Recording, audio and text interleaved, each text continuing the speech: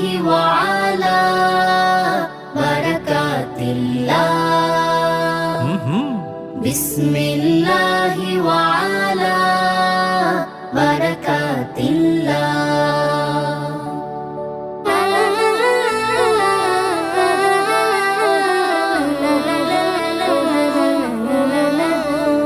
খাবার হলো মহান রবের এক নিয়ামত, সে খাবার করো না কখনো অপচয়। একদম হেলান দিয়ে কিংবা শুয়ে খাওয়া ঠিক নয়, ছোট্ট ছোট্ট লোক মাতে খানা খেতে হয়। ঠিক খাবার হলো মহান রবের এক নিয়ামত, সে খাবার করো না কখনো অপচয়।